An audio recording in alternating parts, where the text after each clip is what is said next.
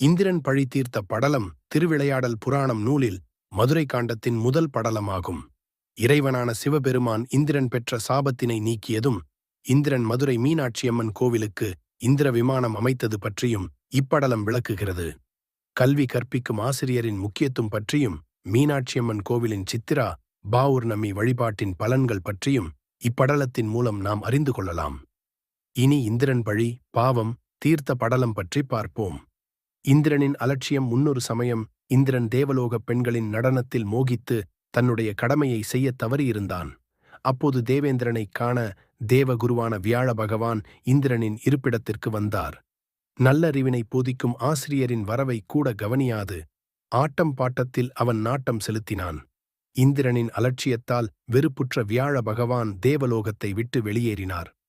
தேவகுருவின் வரவையும் இந்திரனின் அலட்சிய செயலால் அவர் தேவலோகத்தை விட்டு நீங்கியதையும் தேவர்கள் மூலம் இந்திரன் அறிந்தான். அவன் தன் செயலுக்கு மிக்க வருந்தி தேவர்களுடன் இணைந்து தேவகுருவை தேடினான். அவர்களால் தேவகுருவை காண இயவில்லை. தனக்கு ஏற்பட்ட துன்பத்திற்கு பரிகாரம் தேடி அவன் தேவர்களோடு பிரம்மலோகத்திற்குச் சென்றான்.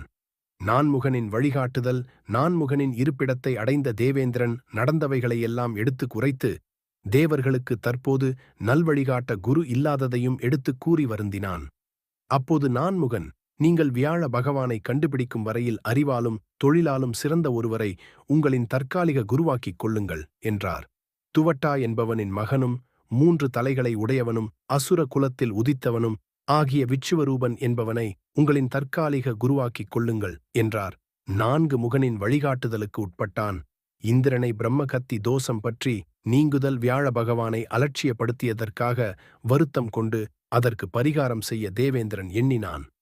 புதிய குருவான விச்சுவரூபனிடம் தேவர்கள் நன்கு வாழ யாகம் செய்ய வேண்டும் என்று கூறினான். அதற்கு சம்மதித்த விச்சுவரூபனும் வாயினால் தேவர்களின் நலத்திற்காகவும் மனதினால் அசுரர்களின் நலனுக்காகவும் யாகத்தினை நடத்தினான்.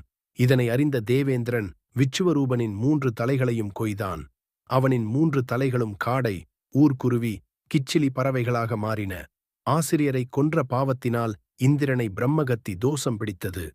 இந்திரனின் பிரம்மகத்தி தோஷத்தினை தேவர்கள் மரங்களிடத்தில் பிசினாகவும், மகளிரிடத்தில் பூப்பாகவும், நீரினிடத்தில் நுரையாகவும், மண்ணிடத்தில் உவராகவும் பிரித்து அளித்தனர். இதனால் இந்திரனைப் பற்றிய பிரம்மகத்தி தோஷம் நீங்கப் பெற்று பொலிவுடன் விளங்கினான். விருத்தாசுரன் தோன்றல். தன் மகன் விச்சுவரூபனின் முடிவினை அறிந்த துவட்டா இந்திரனை அழிக்கும் பொருட்டு வேள்வி ஒன்றினைத் தொடங்கினான். அவ்வேள்வியிலிருந்து பயங்கரமான உருவத்துடன் அசுரன் ஒருவன் தோன்றினான். அவ்வசுரனுக்கு விருத்தாசுரன் எனப் பெயரிட்ட துவட்டா விருத்தாசுரனுக்கு இந்திரனை